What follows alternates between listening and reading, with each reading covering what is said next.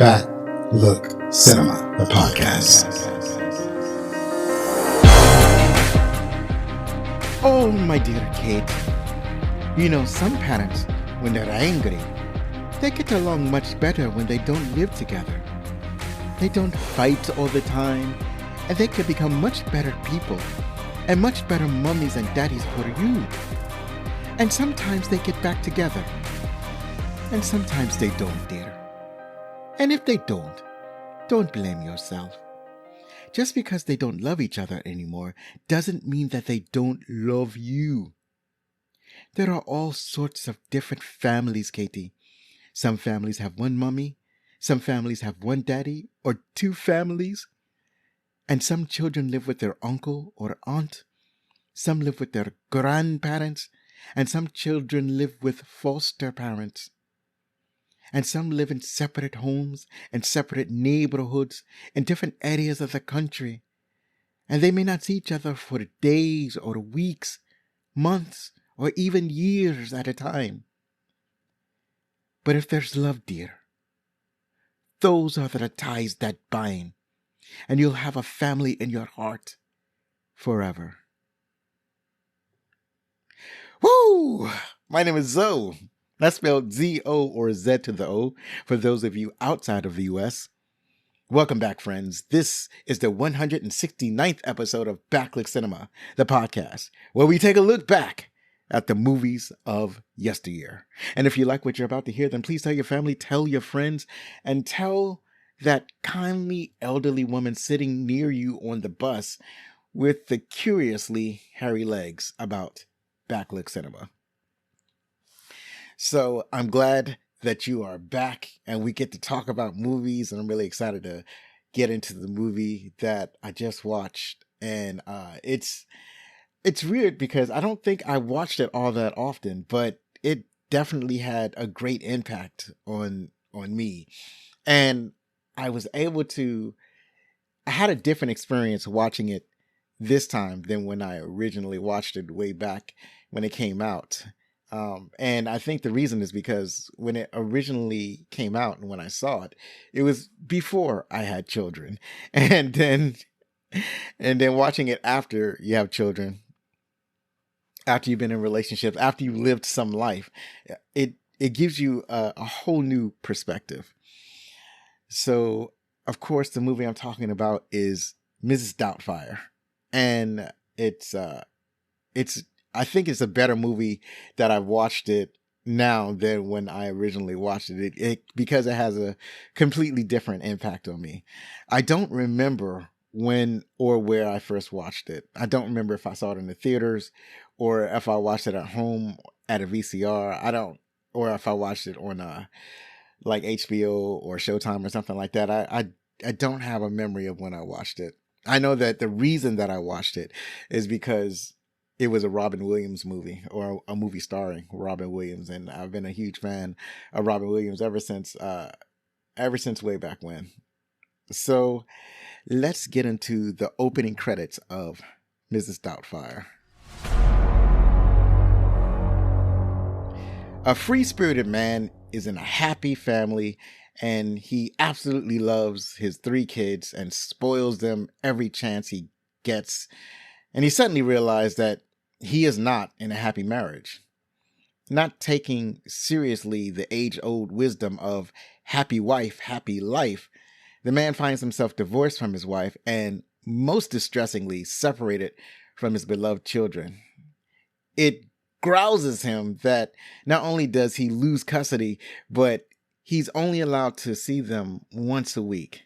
These circumstances are intolerable, and he'll do anything to spend more time with his children, and he engages in an outlandish and desperate plot to get to see them more often. With the help of his brother, he's transformed into a stern housekeeper from Britain. His wife may think that he's too irresponsible to spend too much time with their kids, but she might feel differently about a kindly, polite, and dutiful Mrs. Euphigenia Doubtfire.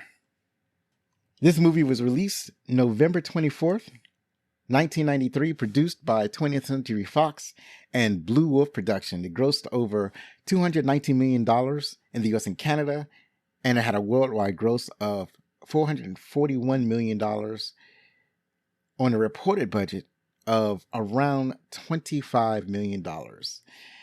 And that is fascinating. It grossed so much money for the budget. The budget is like you spend a little bit of money and the return on that investment is absolutely insane.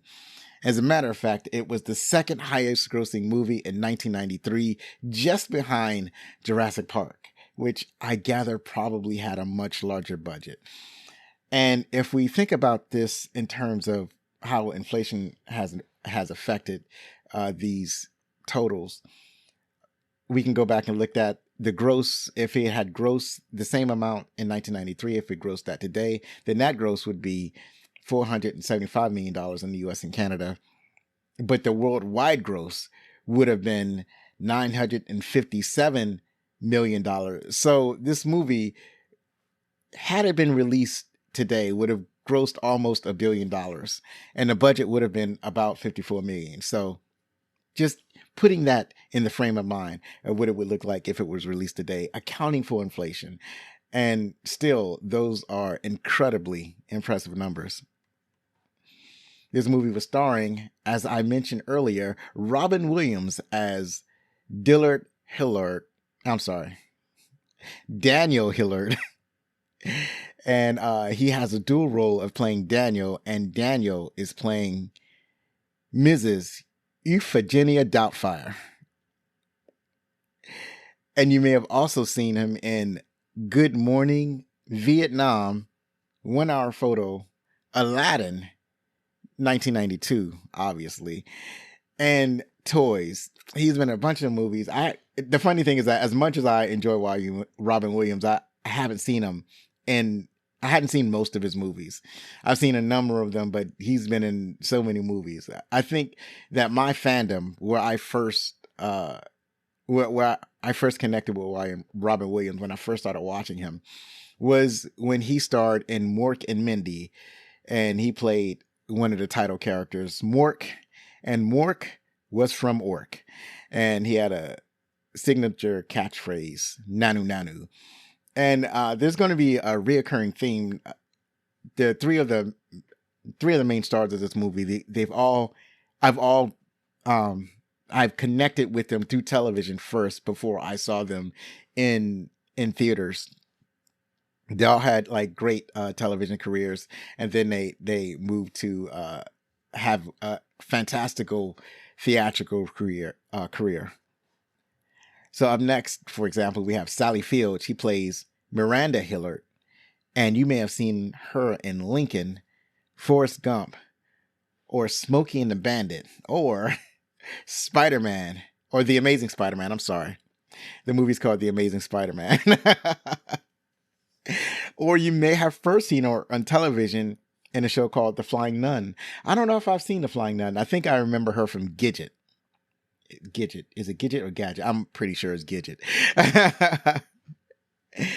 Up next is Pierce Bronson. He played Stuart Dunmire, and you may have seen him as James Bond in numerous James Bond movies, including GoldenEye.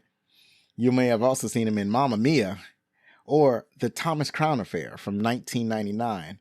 But I first seen him when he was starring in a TV show called Remington Steele, which is, it's like when he played the character Remington Steele, it seemed like he was auditioning to play James Bond. And there were a lot of people that were pushing for him to be James Bond, and he eventually got that role. Up next is Harvey Feinstein. He plays Frank Dillard, and you may have seen him in Independence Day, Bullets Over Broadway, or Mulan. A very distinctive voice.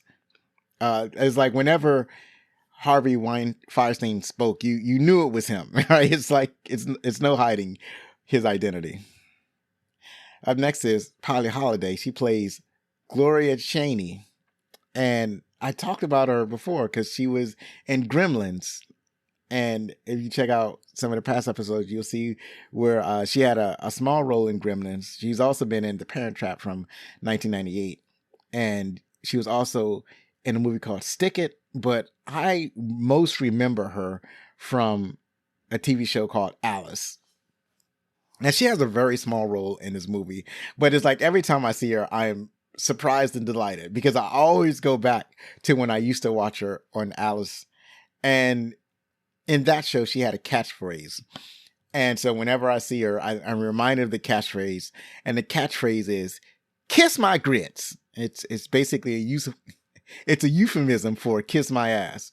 But she says, "Kiss my grits." And what I'm remembering is that in this time, like in the late 70s, early 80s, the mid 80s, it seemed like they always had at least one character on a TV show with a catchphrase. I just mentioned Robin Williams.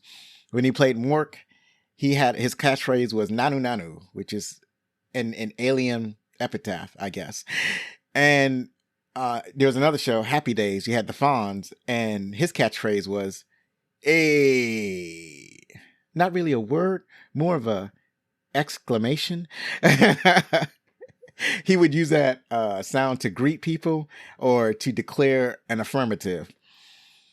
Also, there was a show called What's Happening. There's a character named Dwayne, and his catchphrase was, "Hey, hey, hey." And he would say that whenever he walked into a room. He would walk into a room, he would say, "Hey, hey, hey," and then the crowd would clap and cheer. It was a whole thing. It seemed like everybody kind of had a catchphrase back then. Moving right along, we have Lisa Jacob. She played Lydia Hillard, and you may have seen her. She was also in Independence Day. She was also in a movie called Matinee and another one called A Walk on the Moon. Although she does not have a huge category of films that she's been in. Up next is Matthew Lawrence. He plays Chris Hillard. You may have seen him in The Hawk Chick or Strike, but it has an exclamation point, and I think it's about bowling. So, or is it about bowling or baseball? I'm not exactly sure. If it's a baseball movie, then the name of the movie is probably Strike.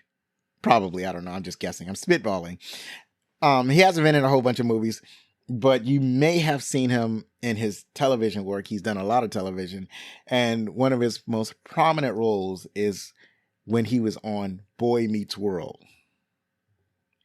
Mary Wilson played Natalie Hillard, and I think of all of the children actors that are in this movie, she's the one that I'm most familiar with because I remember her face because she also appeared to star in Matilda. Even though I've never seen Matilda, I see pictures and posters of Matilda everywhere. It's like a movie that imposes itself on my life, even though I haven't actually seen it yet. She was also on Miracle on 34th Street from 1994 and Thomas and the Magic Railroad. Up next is Robert Prosky. He plays Jonathan Luddy. It's weird because with Robert Prosky, I keep thinking that he's somebody else. Like he's a comedian that I should know. And maybe he is a comedian. I'm not exactly sure. But when I was looking at his roles, he appears to be more of a serious actor. So I'm definitely confusing him with somebody else. But anyway, as I said, he plays Jonathan Lundy. And you may have seen him in Thief, Broadcast News, or Dead Man Walking. And finally, we have Anne Haney. She plays Mrs. Sellner. I talked about her before because we did an episode, Liar Liar, that was episode number 164. So go check that out where I talked about her. And also, she's been in Psycho from 1998 and The Lesser Evil. So this movie was directed by Chris Columbus. I talked about one of his movies before. Didn't he direct?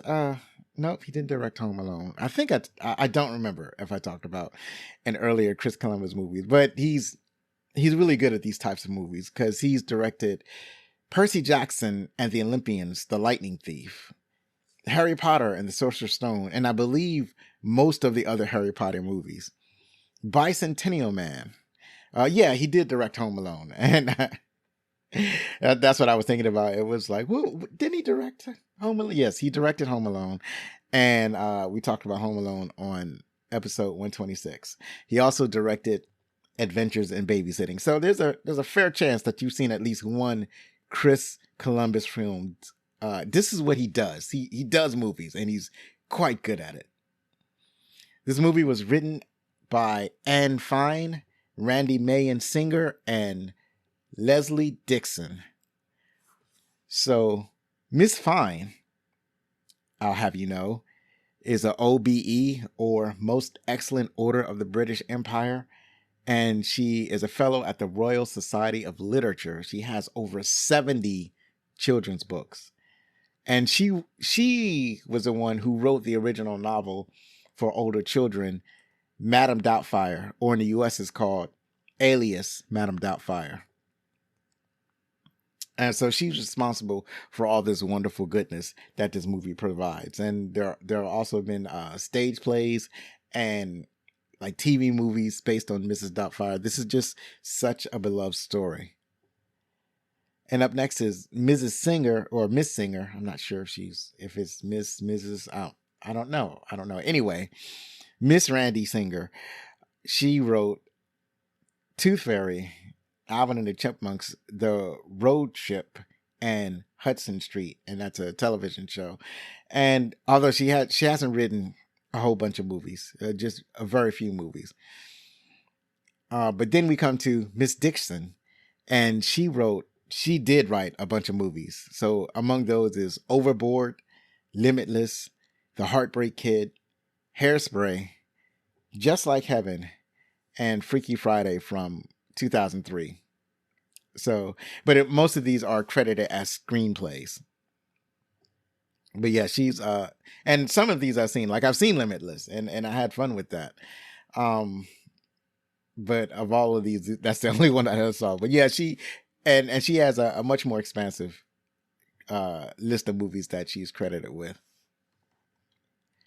Up next, we have the music by Howard Shore, and he's written music for the Lord of the Rings series. Like, you know how the music goes. It goes,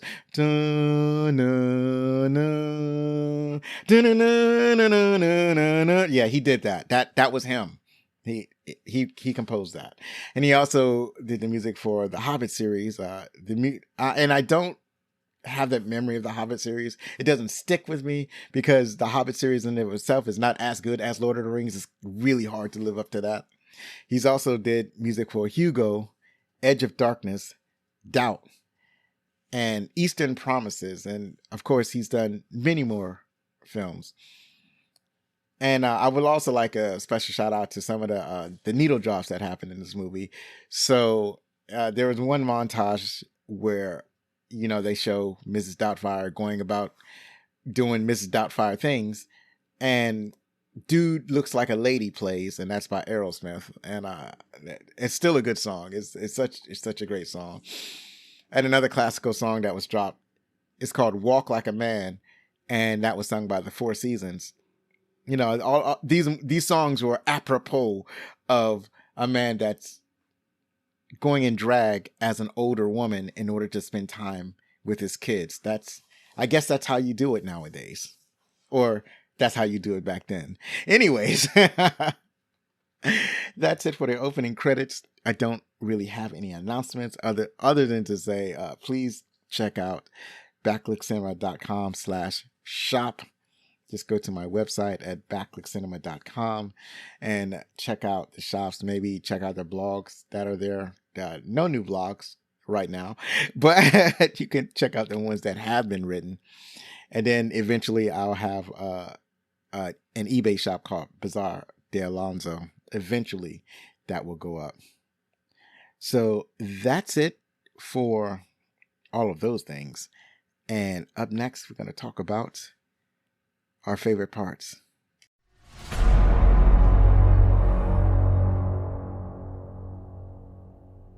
So when we think about the favorite parts of the movie, I'm thinking about also what the movie is trying to communicate, what the themes of the movie might be. And it had not occurred to me at the time because I didn't know, but this movie is based on a children's book. So what I didn't realize is that this story is particularly aimed at guiding children through divorce. This is a potentially traumatizing time for children when their parents break up.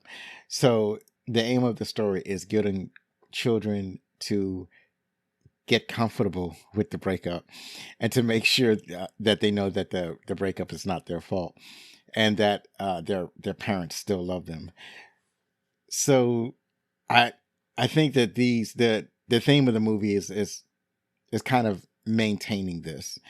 So for instance, like just because your parents separate, it doesn't mean that that's the end of your family, or that there's a path forward after a divorce or breakup, or it's in order to, I think in the greater prospect of I think specifically in this movie is trying to see the humanity in the people that you love.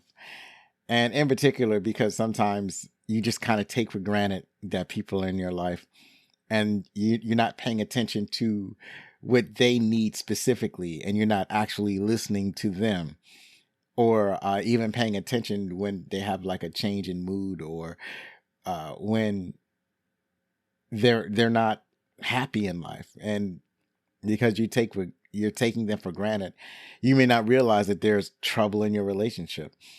So like Daniel, it kind of caught him flat-footed that his wife wanted to get a divorce.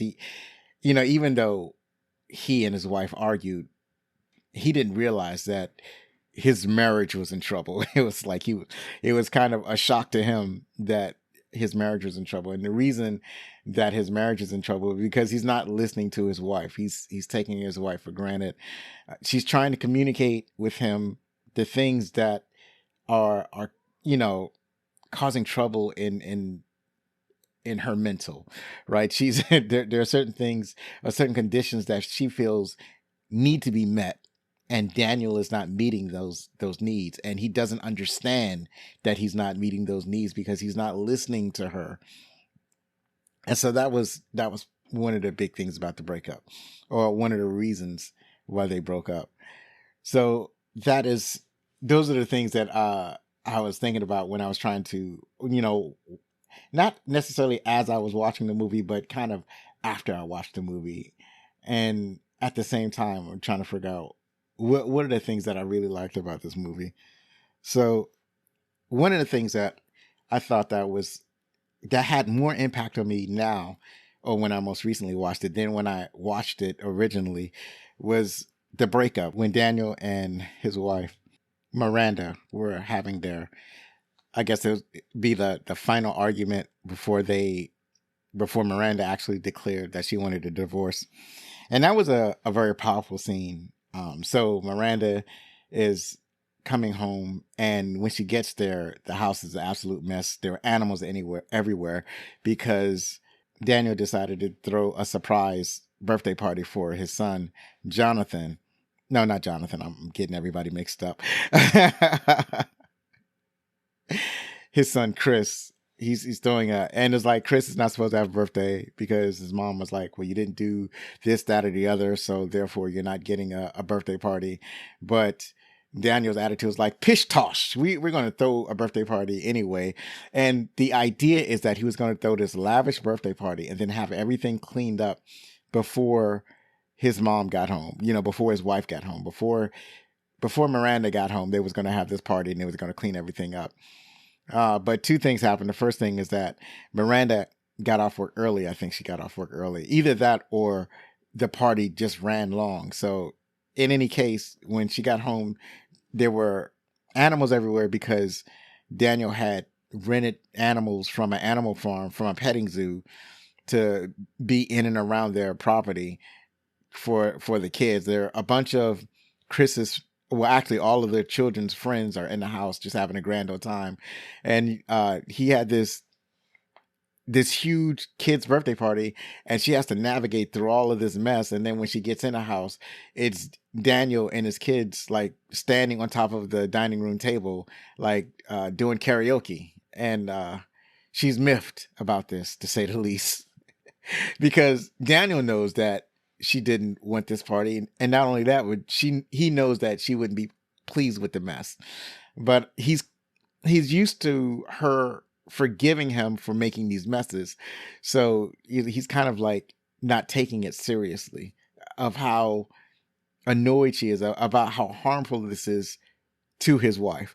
So and it was this party that facilitated her as like, we just need to get a divorce.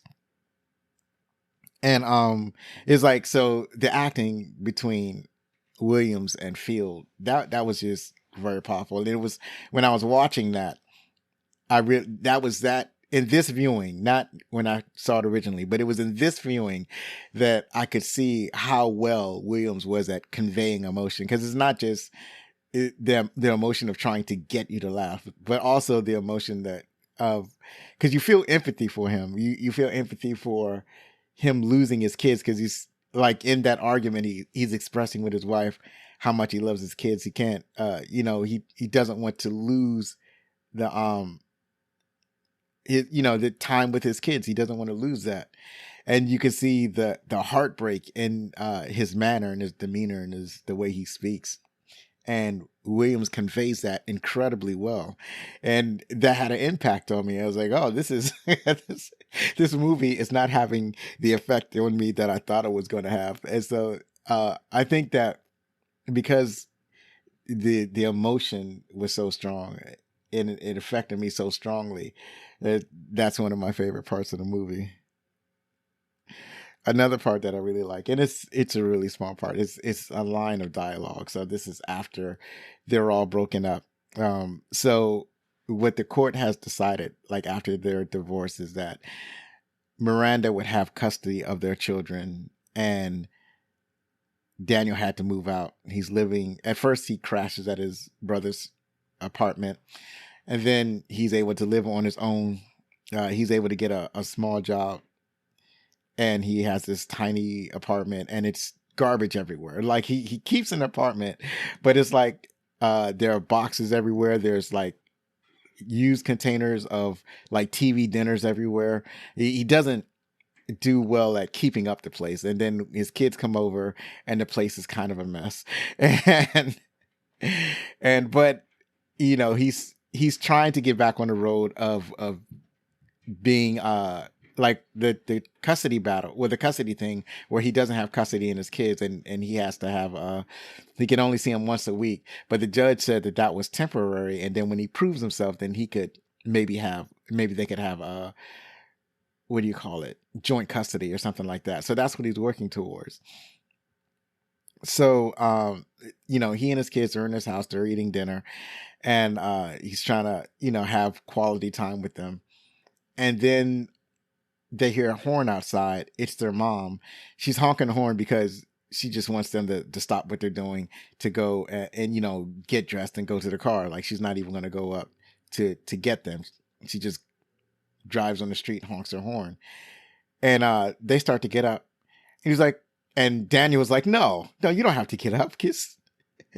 For one thing, my time with you isn't over yet. And for the other thing, you're my goddamn kids too. And so they wait.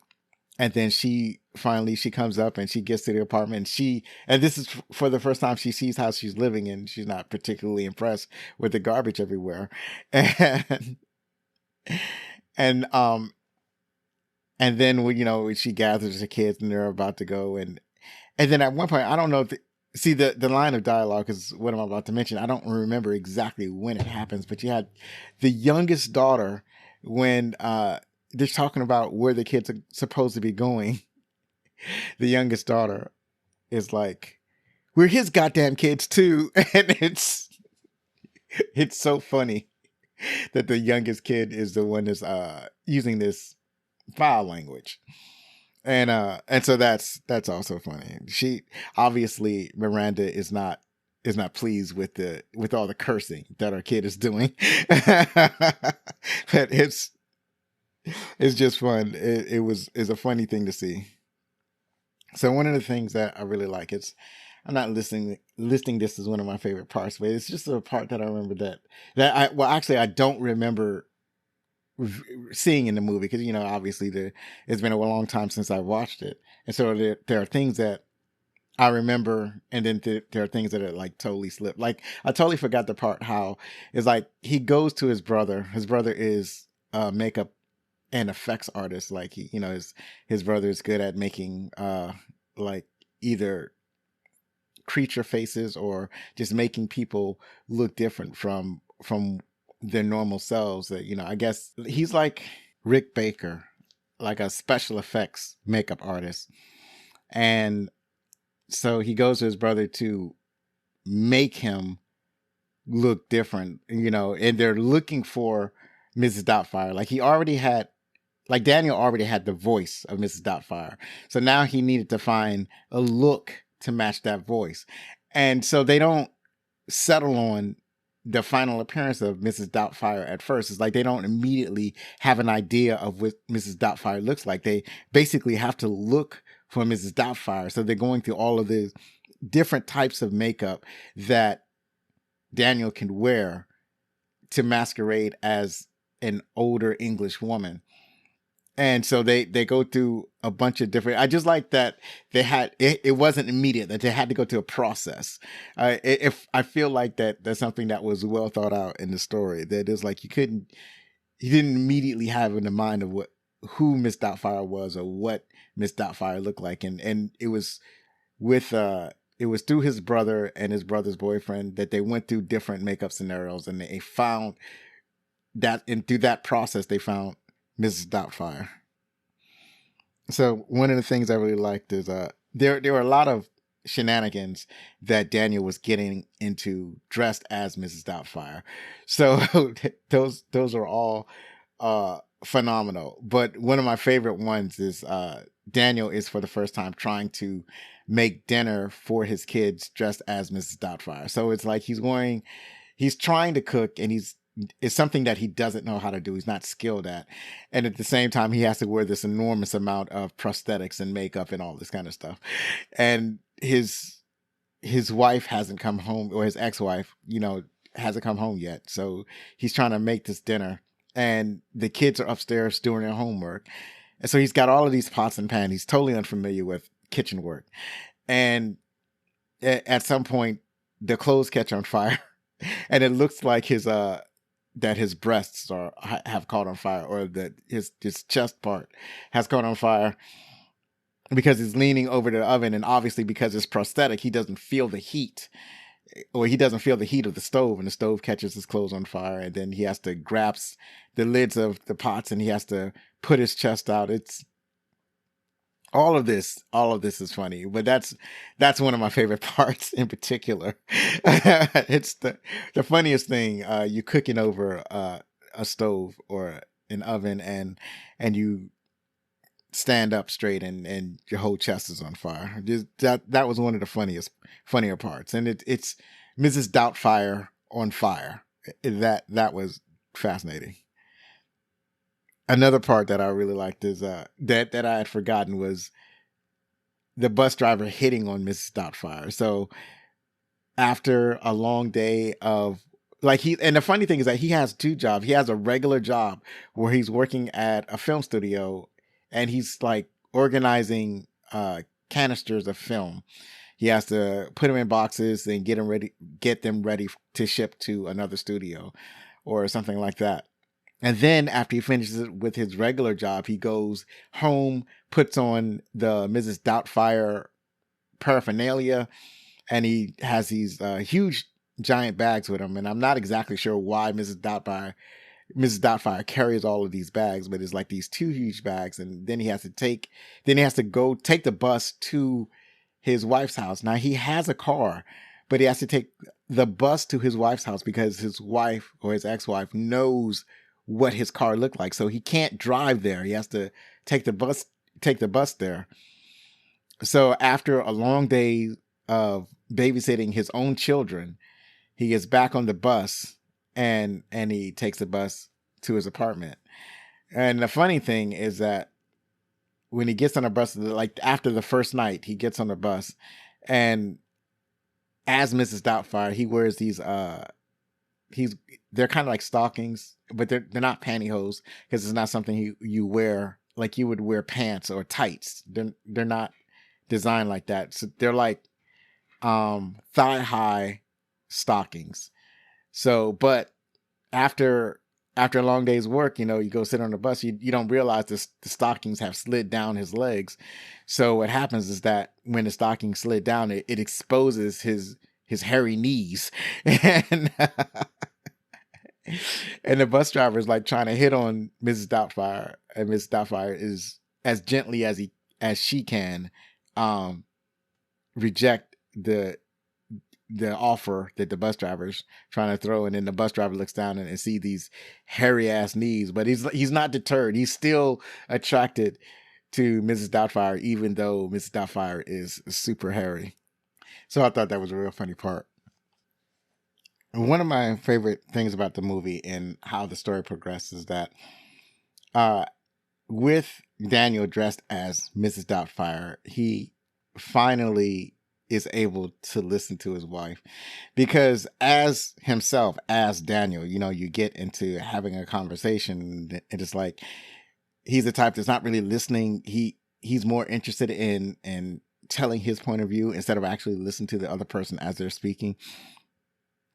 And that's kind of how arguments occur, because you're not listening, you are just speaking and you're talking over people.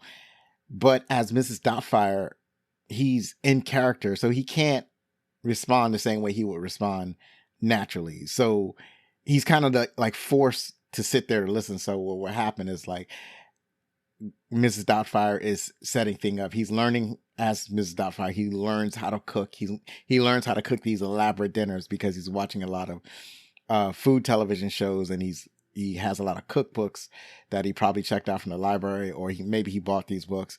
So he's actually learning how to cook.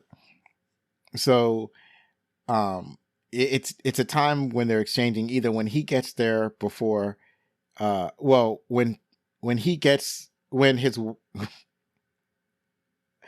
his ex-wife comes home and he's still there, and basically there is like a changing of the guard. So when she comes home, Mrs. Doubtfire prepares to leave. And it's at these moments that Mrs. Doubtfire gets to talk to Miranda. And so at one of these times, like, they're talking, and it's a chance for Miranda to talk. Miranda is airing her grievances about her ex-husband to her ex-husband, just as Mrs. Doubtfire. But the great thing about this is that as Mrs. Doubtfire, he really gets to listen to her be candid about who he is as Daniel. So he's listening to her. He's like really listening to her for the first time, but he's doing it as Mrs. Doubtfire.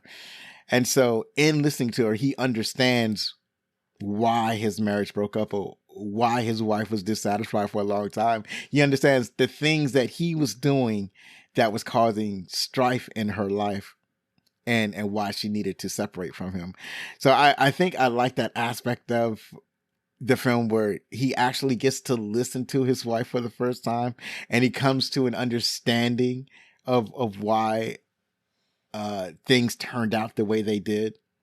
Because there's no doubt that this man loves his children. Like, that's the driving narrative of this film, is that this is a man who loves his children, and he can't stand to be away from his children, and he would go through any outrageous or outlandish thing in order to just spend more time with his children. So it's like, because as Mrs. Doubtfire, nobody suspect that this is their father. It's like he's completely in a different character, and so he acts differently, he talks differently, he's a completely different person. But in his mind, if he has to be a different person just to spend more time with his children, then that's the work that he's willing to do that. And then he's a different person with his ex-wife, so he also has an understanding of what she needed from him, and that thing that wasn't being provided. So I really like that aspect of the film. He got a chance to really listen to his wife. I'm not even sure what number was. It's like I lost count. It's supposed to be 5 of my favorite parts, and I've lost count already. I'm just kind of rambling right now.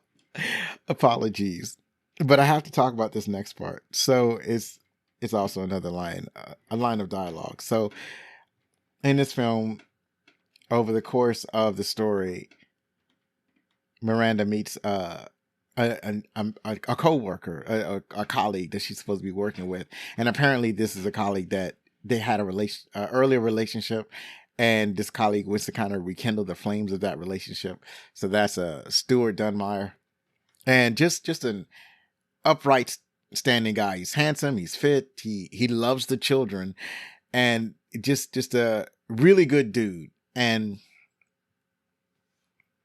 there's a point in the story where Stuart he wants to invite like his wife and all her kids. He wants to invite them to this I guess it's a country club. It's a country club with a pool, and it's like they got fancy food and all this kind of stuff, and the kids are enjoying themselves. And Stu, when the family gets there, Stu is already like swimming in the pool and everything. And Stu invites the family, go into the, change into your swimwear and, just take a dip in the pool. And the kids are all happy about it. And he looks to Mrs. Doubtfire. It's like, yeah, why don't you, you can come too, Mrs. Doubtfire. You can go swim in the pool. And Mrs.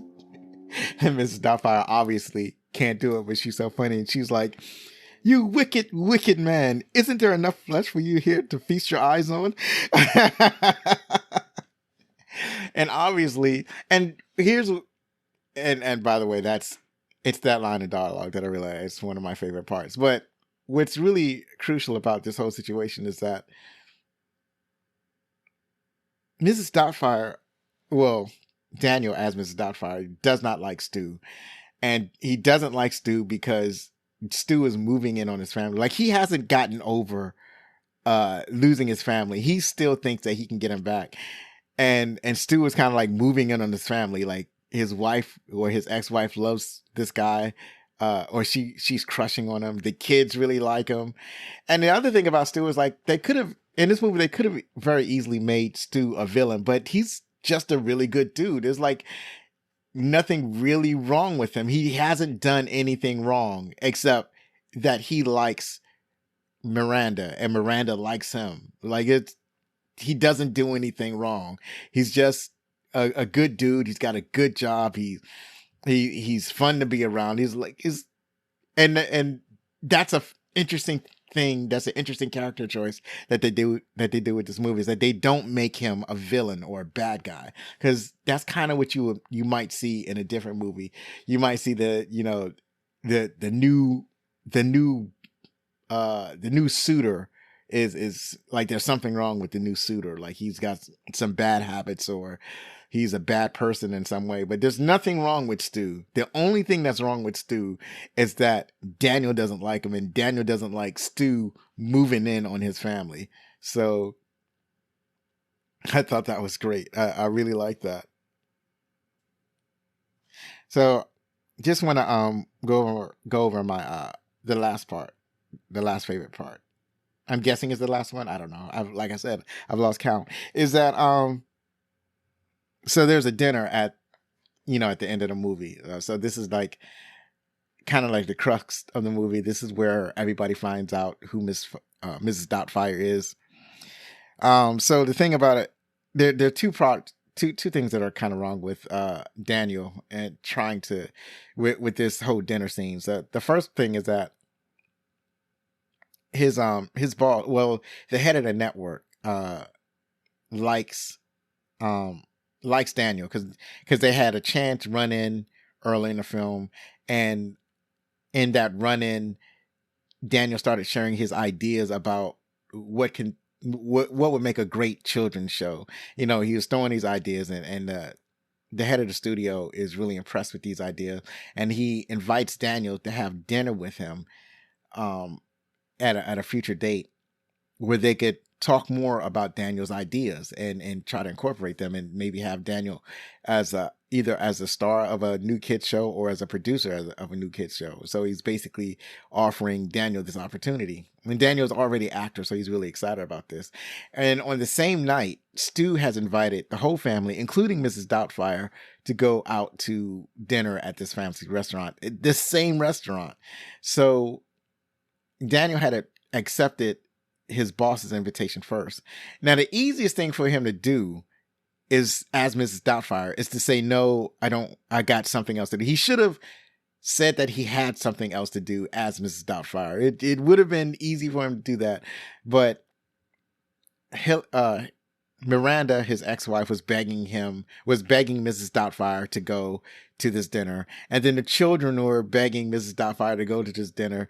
And so Mrs. Doubtfire says, well, how can I say no? So now he has to be at this dinner. And then in one section, he has to be with his family dressed as Mrs. Doubtfire. And then at the same time, the head of the studio, or, essentially his boss, is at this other section of the restaurant. So he has to go to the bathroom, take off the makeup and whatnot, take off the face mask, the wig, the gigantic Mrs. Doubtfire bodysuit that he has to wear. Then he stashes that stuff under one of under the sink or whatever. And then he walks out of the women's restroom, because he changes when he's Mrs. Doubtfire, he has to go in the women's restroom and he changes. And that means that in order to change back into Mrs. Doubtfire, he has to go back into the women's restroom as a man and put on a costume and then walk out as Mrs. Doubtfire. And so he changes. Takes off the Mrs. Doubtfire costume. He finds go to his boss's table. They chop shop a little bit. And then his boss is kind of a little bit alcoholic. So he wants Daniel to drink with him. So they start drinking, I guess, scotch or whatever. And then he realizes that he has to get back to his family. So he goes back into the bathroom, changes into the Mrs. Doubtfire outfit, comes out, goes to his family, and then tries to have a social event with his family. And then he kind of has to go back and forth between his family and his boss. And that was stressing me the F out. It was like, oh, it stressed me out, because it's like, for one thing, it's not possibly attainable. It's like, you can't keep doing that. That's kind of ridiculous. Why would you agree to do that? You should have said no. And then the other thing is that he does actually get caught, because it's like the costume fails. And the costume fails because he's like, at one point he's getting drunker and drunker. And so now he's confused at who he is at any particular time. So it finally, what happens is that when he goes to his boss, like for the last time, he goes to his boss, not as Daniel. What happens is he forgot to take off the Mrs. Doubtfire costume. So Daniel goes to his boss dressed as Mrs. Doubtfire. And now he's fairly drunk. So he has to, and his boss is like, what is this? What's going on? And he has to think on this, and Daniel has to think on his feet. So Daniel's like, well, this is your new show. This is, you could do the new show as, with me dressed as Mrs. Doubtfire. And then he has to hurry over to the other side of the restaurant, because he hates Stu so much that when he found out that Stu was like allergic to a certain kind of food, he made sure that Stu got that food. And so Stu, I think it's like hot sauce or hot pepper or something like that. And so Stu started eating the shrimp covered with whatever he was allergic to. And then he started choking. And so Daniel, dressed as Mrs. Doubtfire, rushed over to help Stu, because he didn't want Stu to die. He just wanted to give Stu a hard time. But Stu was choking. So he went over, as Mrs. Doubtfire, giving Stu the Heimlich maneuver, but having a hard time, to the point where after he finally got Stu to spit out the thing that he was choking on, when Daniel stood up, like half of his face mask of Mrs. Doubtfire was like flipped up, so you could clearly see that Mrs. Doubtfire was a man dressed as a woman. Obviously, everybody in the restaurant was aghast and shocked at what had happened. So that was a phenomenal scene. It's phenomenal in one case for how much stress that it was causing me. Like the whole situation with Daniel being at a dinner and then having switching back and forth between Mrs. Doubtfire and Daniel and trying to go see his boss and spend time with his family simultaneously. That was really freaking me out. But at the same time, it's just phenomenal that it was like the thing that had relieved the stress is when everybody found out that Daniel was Mrs. Doubtfire. And so when that was revealed, that relieved the stress that I was feeling about this whole thing.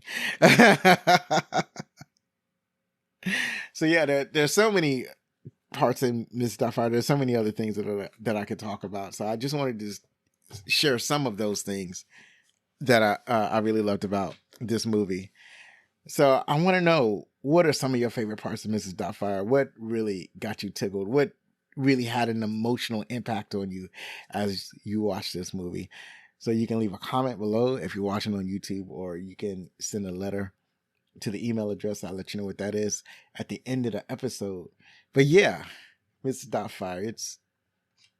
Mrs. Doubtfire is on fire. And now we're going to check out the top 10 trivia.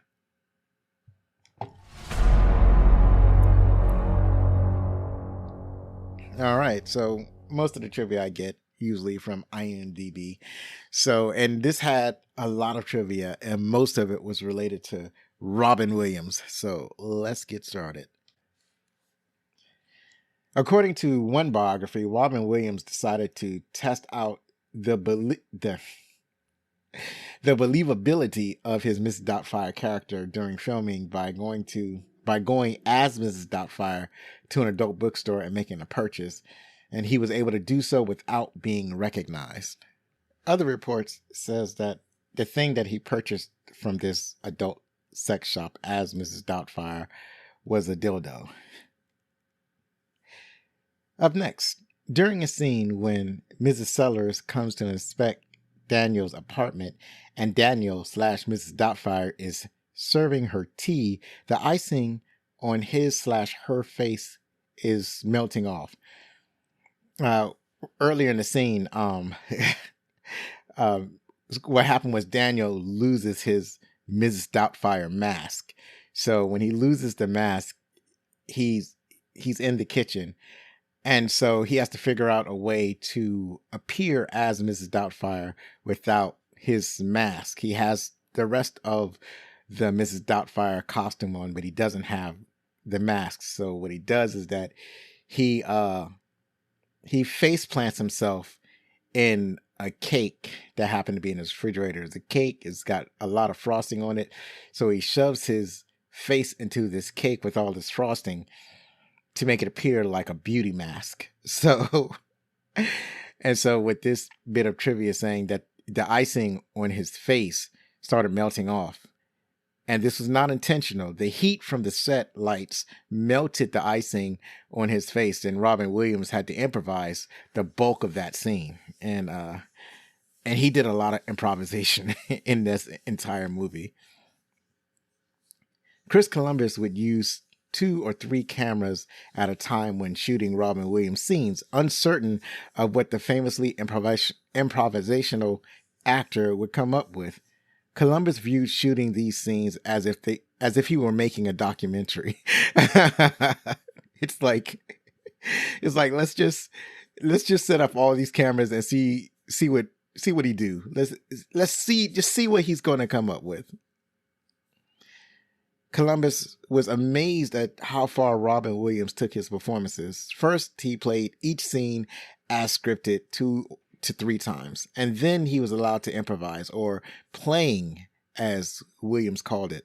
Columbus allowed Williams a lot of improvisation, believing that these were the film's funniest material. This is where the film's funniest material came from.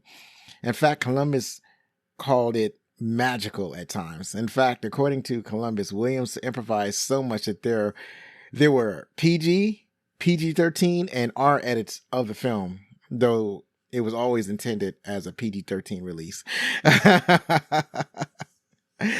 So yeah, this is the very definition of let them cook. Let them cook. And here's the thing though. It's like they were professional enough where Robin Williams would do the scene as scripted like 2 or 3 times. And then, after he did it the way it was written, then he improv'd. He did the things that he thought were funny, right? He just played around with it. What would be the funniest thing to do at this particular moment? So I thought that was fascinating. I thought that was pretty cool that he was able to do it as scripted, and then he was able to do it to see what would make people laugh.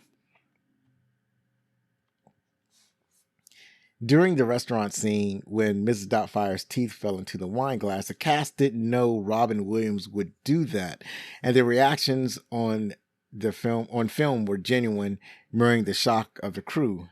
This is kind of similar to what actors might do it, or the directors themselves might do it, where they'll kind of like set up a scene, but they don't exactly explain to the actors everything that's going to happen in any particular scene. So what this brought to mind when I read this was what happened in Alien.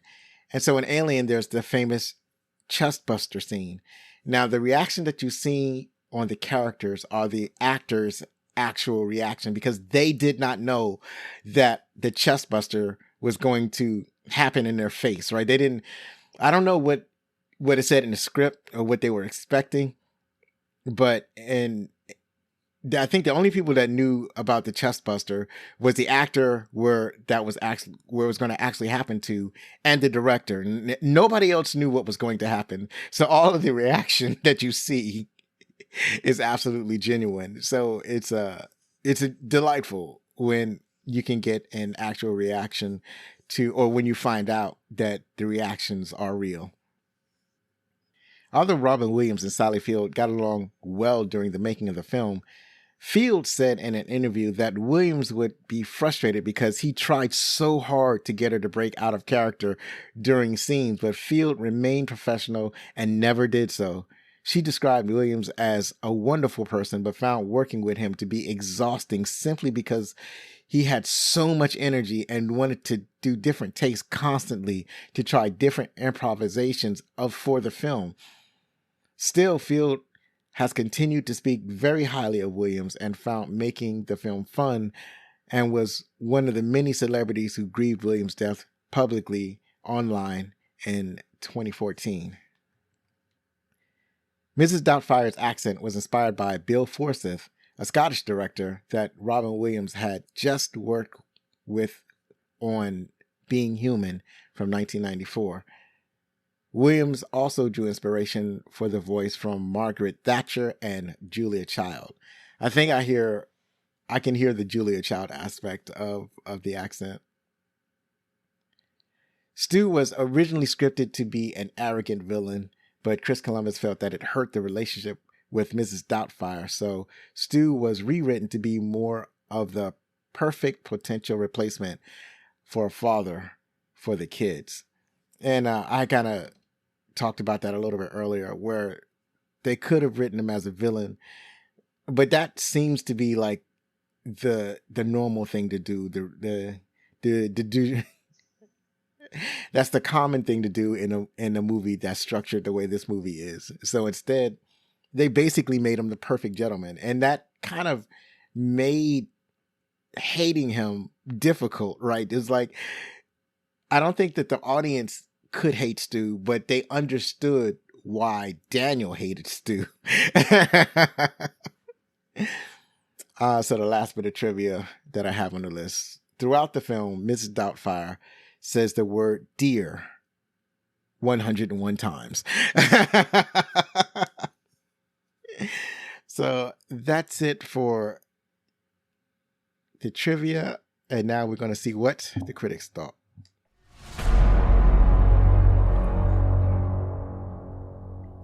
So the critics, at Rotten Tomatoes, the critics gave it a 71% The audience has it at 77%, and IMDb reviews has it at 7.1. So this is remarkably consistent. Like across the board, the critics, the audiences, and then other review sites all have it at about a 70 or a 7, or 70-ish. So what's that as a grade? That's like a C plus, I think. So let's go to see what they are saying. David Denby from New York Magazine /Vulture wrote, much of it feels synthetic and crude, more the result of engineering than inspiration. The filmmakers put a commercial glaze on everything, as if a future TV series were taking over the movie, even as it was unreeling in the projector. I don't know about all that. It doesn't feel like they were setting up anything more. It felt pretty much like a finished product after it was done. It didn't feel formulaic. There were certain things, like I mentioned, making the suitor a villain. That would have been a formulaic thing to do, but that's not something that they did. And then there's so much improvisation. Like maybe the overall story is something that people have seen before, but it's really the improvisation that sets it apart from any film that is like this. So I can't say that this is definitely what David feels about this movie is definitely not what I felt about it. Rita Kempley from the Washington Post wrote, you will laugh till your ribs ache, not because director Chris Columbus of the Home Alone movies has a gift for farce, which he does, but because Williams is too funny. What the Energizer Bunny is to batteries, he keeps going and going and going, and that is accurate. So yeah, I am not like, I think I've only seen maybe a couple of Robin Williams stand-up, and not really like an hour-long special, more like he may have done 10 minutes on a talk show or something like that. And he does seem to have an enormous amount of energy. So maybe haven't really gathered just how energetic Robin Williams is or was. Roger Ebert from the Chicago Sun-Times wrote, the film is not as amusing as the premise, and there were long stretches when I quite had enough of Mrs. Doubtfire. So this is where I am the exact opposite of Roger Ebert, even though that he's one of the old school critics that I used to watch when I was growing up. I have the exact opposite. It was like, more of Mrs. Doubtfire, please. I never got tired of watching Mrs. Doubtfire. It was a fascinating thing to watch, because it's like it's not just Mrs. Doubtfire going around, being a housekeeper or being a woman who's reading books to children. It's all the mistakes, all the antics that he was getting into. Like I mentioned earlier, his stocking falling down and revealing his hairy knees, or when a purse snatcher tried to grab an old woman's purse, and that old woman was Mrs. Doubtfire, and it's like, get off of me, you jerk. And Mrs. Doubtfire in her full man voice. No, I don't think I ever got tired of Mrs. Doubtfire. And then Dwayne Beerge from The Hollywood Reporter wrote, this comedy's warm and soothing nature will give mainstream audiences in these dysfunctional family times a perfect holiday gift. And you know what? I think perhaps he is right on this. Finally, Mrs. Doubtfire is, as of this recording, available on Max. That's it for today. Next week, I want to talk about a different type of film. It's a little obscure, and it's one of the first pairings of Russell Crowe and Denzel Washington. It's a sci-fi thriller that touches on the themes of artificial intelligence, which is all the rage these days. So join me as we check out Brett Leonard's Virtuosity. You can follow us on Blue Sky, Threads, TikTok, which miraculously is still there, Instagram, and sometimes Twitter. Please contact us with any questions, comments, or suggestions at fanmail@backlookcinema.com. You can please rate and review on your favorite podcast app. And if you're listening on YouTube, please like or subscribe. or leave a comment below. It helps with the algorithm, I hear. And also, I'd love to hear from you. One last time, if you like the show, then please help us grow by spreading the word about Backlook Cinema, the podcast. Believe me, it matters. I've been Zoe Richardson. Be safe, share a movie from yesteryear with your family, hug your loved ones, and if you're going to be anything, be outstanding.